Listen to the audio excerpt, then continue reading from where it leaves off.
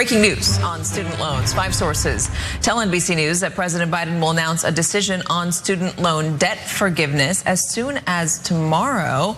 3 sources tell NBC News Biden is expected to extend the pause on repayments for several more months while forgiving loans for people who make $125,000 a year or less. That is the plan so far.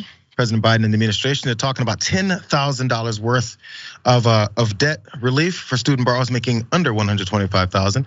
Of course, people are thinking more about the $50K range or even more or totally. We haven't seen that yet. Of course, they're ramping up for these midterm elections and fulfilling some parts of these campaign promises. So here's some more details about what they're expecting. So according to multiple sources familiar with these discussions, the plan is designed to offer the forgiveness to individuals who earn less than $125K a year. And it's not clear that a final decision on the details of the announcement have been made because there could always be some 11th hour changes. And right now, we're kind of in that 11th hour, or I feel like the 11th hour may have already passed, and whatever they're doing, they're gonna do. So there's a source familiar with the plans. They confirmed to CNN that the announcement will be made today, Wednesday. In addition to that baseline student loan debt forgiveness for individuals who fall under a certain income level, administration officials have also recently discussed the possibility of additional forgiveness for specific subsets of the population, though. That's according to some sources that are familiar with these details and discussions that they're having. So we've seen some of the other aspects, in case you guys are wondering, like, the for-profit college folks, specifically like ITT Tech was one of them that was having issues, but they've done things like that already, or even like government workers that have been doing it for a certain amount of time. There's all these different specific folks with student loans that they're having some extra forgiveness for. Of course, everyone's not happy about this, even at these lower levels. Specifically, one Ben Shapiro speaks for many conservatives there, and how they have issues with this. And he did tweet this out: "I have a controversial idea about paying off student loan debt. Don't take out debt you will likely be unable to pay off. And don't ask others to pay off your debts." I feel like that sentiment could be passed around to many corporations, CEOs, and rich folks who say, pay for me because I'll help you. You pay off all of my debts, you forgive my debts, then I promise I'll give you something in return. Not sure what, maybe a lollipop, but definitely something in return.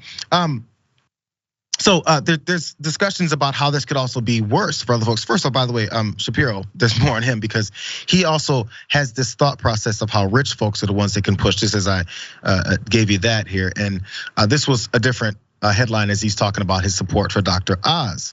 And he says wealthy politicians are the solution to political corruption. I think we touched on that a little bit yesterday. The whole thought here is that, again, give rich folks more power, position, and money, and then they'll promise to do things for you better. In fact, they won't be corrupt despite everything that we've seen. That's the stance that goes. But regular folks that had student loan debt, who are contributors to society, F them, who cares? That's the thought process here. There's also an econ professor. He went on CNN, he was arguing about how this is gonna really screw up inflation even further. Let's get his explanation. Well, so the Inflation Reduction Act saves maybe $300 billion in the first 10 years. If we do cancel $10,000 of debt and just extend the pause a few months, we're gonna be at about that much in terms of new costs. So all the deficit reduction is gonna be wiped out. At the same time, we're probably gonna do more to increase inflation from debt cancellation than any inflation reduction from the Inflation Reduction Act. So what these folks are doing is they're playing a baseline trick. They're pretending that we're going to extend this repayment pause forever. And it's true. Compared to extending the temporary emergency era repayment pause forever, just canceling debt and restarting payments would be disinflationary. But that's not the right comparison. The right comparison is compared to repayments starting in about a week as scheduled. This was always meant to be a temporary pause. If it's a permanent pause, it's not student debt, it's student grants. I feel like this is where we have to kind of rethink who are the valuable people in society. And that's always been the constant thing here. It's, hey, if we do this for them, we're gonna totally use up all of that, all of the deficit reduction that we had with this other plan. Hey, we reduced deficits so we can use it. This is useful, but we write this off as absolutely not useful because the people that it'd be useful for, which by the way, are contributors to society, just aren't worth it. They're just not worth it. So I'm no economist, as I've mentioned before, so I don't really know if I'm right or wrong on this. in saying that if you actually give regular folks some kind of relief on their student debts, they'd be serious contributors to society with the economy. I'm just saying, I don't know. So Francesca, one more piece, because there was an economist that kind of said what I'm thinking. Maybe I've been vindicated. Let's watch. The nation today has a $1.7 trillion student debt burden owed to the federal government by about 43 million Americans. We see how defaulting on student debt can cause poor credit, food insecurity, homelessness, inability to pay household debt, barriers to employment, and mental and physical health issues. It holds people back in their decisions to get married and have children, or to do certain kinds of jobs that we as a country need doing. And this burden impacts the whole family, the whole community, the whole economy, not just the loan bearer. But we've also seen how debt cancellation can liberate Americans and their families. And with the COVID-19 pandemic, the government has paused federal student loan payments through September 2021. This has freed up households in this pandemic to spend money and help keep our economy going.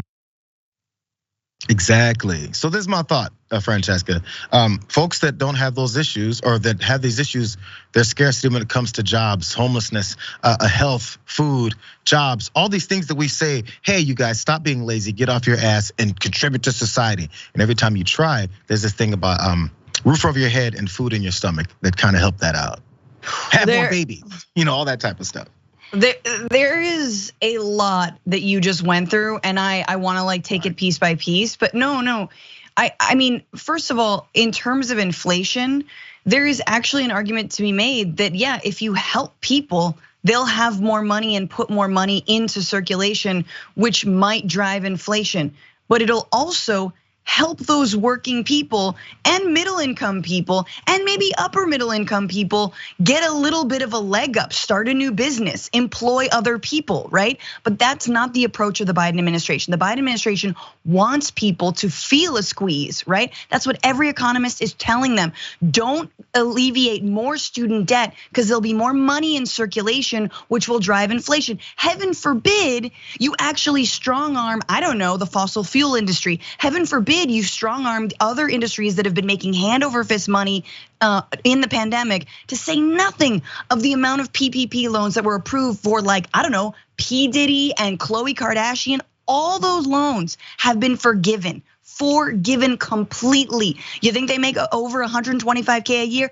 Yes, they do. And the other thing I want to say is, don't listen to anyone on television talk about student loans. Just don't. Why? Because they all make over 125K. They do. So you can't trust mainstream media on any of this, because this sadly is means tested. And I know, look, I'm not trying to make a defense for rich people on television, but I'm gonna make a defense for rich people on television. Because if this applied to everyone, then suddenly you got the richies invested, and it's not even that much, right? 125K, you're not a millionaire, but like it gets everyone invested in plans that should be for everyone. Final thought, $10,000 is not enough. The average that people hold in this country is $29,000. So Biden, make it 29, man. Like, okay, don't give it 50, but make it the average. Why 10? You know this is your one shot. We probably know he's not gonna touch student debt in the rest of his administration before his reelection campaign. You have nothing to lose. 92% of all student debt is held by the federal government. You're the debtor, so it doesn't matter. He's afraid. That's the problem. You got people that are pushing this whole thing that, hey, you guys are giving this away. That narrative is the one thing that has to change in people's minds. These people are worth it. And every time people say something about CEOs or billionaires and how they need to be taxed, the narrative is, why do you guys hate rich people? I don't know why any politician, at least a normal one or one who represents folks, wouldn't say, why do you hate regular Americans? That hasn't been said yet. Why do you hate someone who makes $50,000 a year, which is pretty decent in some parts of the country, gotta be honest. But then why do you hate them? It's never asked.